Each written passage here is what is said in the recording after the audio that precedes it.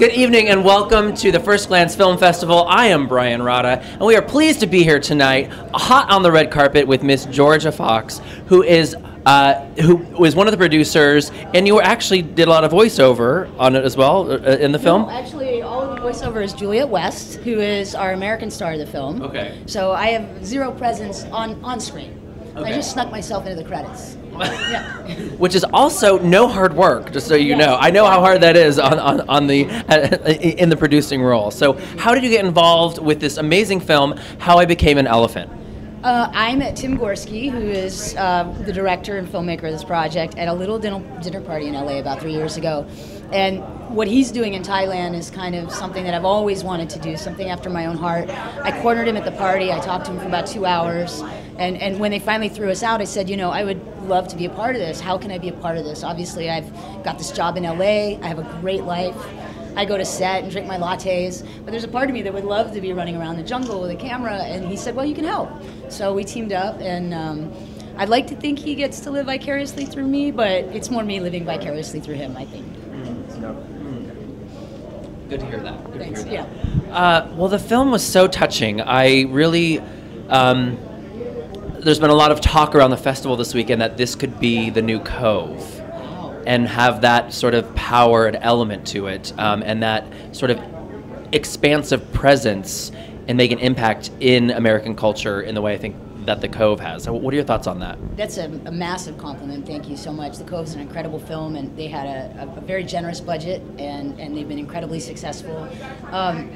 Our goal is to get the message out, you know, the best that we can, and really also to bring the message home, because although the movie is about Thailand, and we're deeply grateful to the country of Thailand for letting us tell this story, all the problems that exist in Thailand on one level or another are happening in the United States and happen at our own zoos and our own circuses. And primarily every elephant that is trained to do anything that you've ever seen has learned through this Thai method, which is thousands of years old and has always just sort of been the way you train an elephant. So our hands, you know, obviously we're a lot of the tourist dollars that go to Thailand that support some of this stuff, and we want, what I would like, you know, I love wild places, and I would like for as many wild habitats to be scattered across the globe, whether that's for marine life or for land mammals, as possible. And it's our job to really steer this thing. You know, I grew up watching National Geographic with my grandmother, and what Lee, you know, who's Juliet's dad, says in the movie, you know, there used to be 200,000 elephants 30 years ago, now there's 5,000. So it's beyond, we're beyond critical mass, you know, and the time, if you care about these issues, if you want to be involved in these issues, the time to do stuff about it is right now. Like, there's no time to spare. So yeah, thank you. And Alec Peterson, who's one of the producers of The Cove, has joined up with us. He's one of our producers, and it's kind of him to be with us, and we hope that, yeah, that'll help get the message out, get the movie out.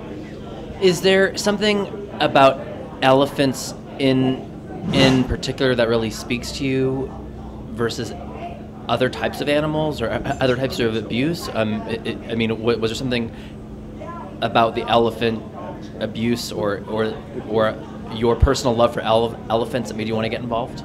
There's probably not an animal that I don't like on the planet, even the ones like spiders and stuff. This movie was close to my heart. Obviously, the largest land mammals, the elephants, the lions, the tigers, the whales, the killer whales, they're the most vulnerable in terms of habitat destruction. And it will be the hardest to find places for them to live sort of a natural existence coming into the next 20, 30 years. So there's a lot of reasons that we got involved with elephants, but one of them is because their situation is extremely dire.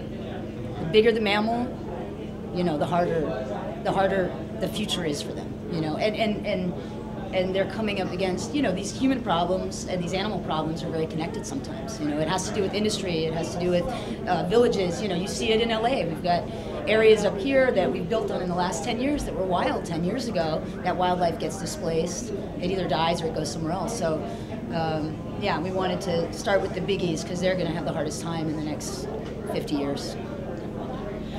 Where do you hope that this film will go next? I mean, first off, where is it going next, and where do you hope to see it go for its in your wildest dreams? Where do you see it playing? We're doing a little festival circuit. This is our very first day. It's our premiere day for the United States and abroad, and we were lucky enough to show at FirstGlance in Philadelphia today, and we had a screening in Sarasota today, part of the Southeast Festival there. So I would like, especially for kids, to get a chance to see this film. I think our target audience really is kids in junior high through college. I think everybody can appreciate the movie, but those are the folks that we're going to hand a lot of our problems to.